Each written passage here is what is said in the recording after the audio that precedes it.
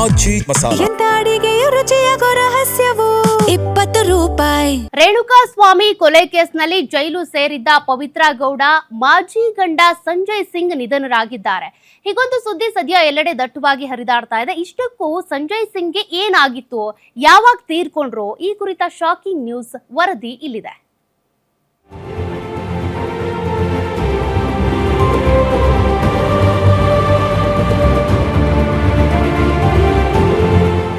ರೇಣುಕಾ ಸ್ವಾಮಿ ಕೊಲೆ ಕೇಸ್ನಲ್ಲಿ A1 ಆರೋಪಿಯಾಗಿ ಪರಪ್ಪನ ಅಗ್ರಹಾರ ಜೈಲು ಸೇರಿರೋ ಪವಿತ್ರ ಗೌಡ ಸುತ್ತ ಸಾಲು ಸಾಲು ಕಷ್ಟಗಳು ಬೆನ್ನು ಬಿದ್ದಂತಿದೆ. ಒಂದೆಡೆ ಜೈಲಿನಲ್ಲಿ ದಿನ ದೂಡ್ತಿರೋ ಪವಿತ್ರಾಗೆ ಈಗ ಮತ್ತೊಂದು ಶಾಕಿಂಗ್ ನ್ಯೂಸ್ ಎದುರಾಗಿದೆ. ಪವಿತ್ರ ಗೌಡ ಅವರ ಮಾಜಿ ಪತಿ ಸಂಜಯ್ ಸಿಂಗ್ ಚಿಕಿತ್ಸೆ ಫಲಕಾರಿಯಾಗದೆ ರಾಜಸ್ಥಾನದಲ್ಲಿ ನಿಧನರಾಗಿದ್ದಾರೆ. ಆಶ್ಚರ್ಯದ ಸಂಗತಿ ಅಂದ್ರೆ ಸಂಜಯ್ ಸಿಂಗ್ ತೀರ್ಕೊಂಡು ಬರೋಬ್ಬರಿ 7-8 ತಿಂಗಳುಗಳೇ ಕಳೆದಿದ್ರು ಈ ವಿಚಾರ ಮಾತ್ರ ತಡವಾಗಿ ಈಗಷ್ಟೇ ಬೆಳಕಿಗೆ ಬಂದಿದ್ದು ಸ್ಯಾಂಡಲ್ವುಡ್ ಅಂಗಳದಲ್ಲಿ ಭಾರಿ ಸಂಚಲನ ಮೂಡಿಸಿದೆ.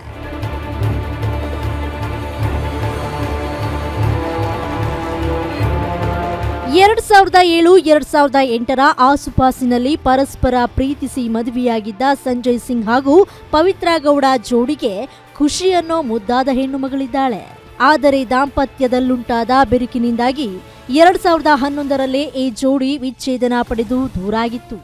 ಡಿವೋರ್ಸ್ ಬಳಿಕ ಪವಿತ್ರ ಜೊತೆಗಿನ ಸಂಪರ್ಕ ಸಂಪೂರ್ಣವಾಗಿ ಕಡಿದು ಹೋಗಿ ತೀವ್ರ ಮಾನಸಿಕ ಕಷ್ಟಕ್ಕೆ ಸಿಲುಕಿದ್ದ ಸಂಜಯ್ ಸಿಂಗ್ ಅತಿಯಾದ ಕುಡಿತಕ್ಕೆ ದಾಸರಾಗಿದ್ದರು ಎನ್ನಲಾಗಿದೆ. ವರ್ಷಗಳಿಂದ ಕಾಡುತ್ತಿದ್ದ ಅನಾರೋಗ್ಯ ಹಾಗೂ ಲಿವರ್ ಸಮಸ್ಯೆಗೆ ಚಿಕಿತ್ಸೆಯನ್ನ ಪಡೆಯುತ್ತಾ ಇದ್ರು. ಕೊನೆಗೆ ಚಿಕಿತ್ಸೆ ಫಲಿಸದೆ ರಾಜಸ್ಥಾನದಲ್ಲಿ ಕೊನೆ ಉಸಿರೆಳೆದಿದ್ದಾರೆ ಎನ್ನಲಾಗಿದೆ.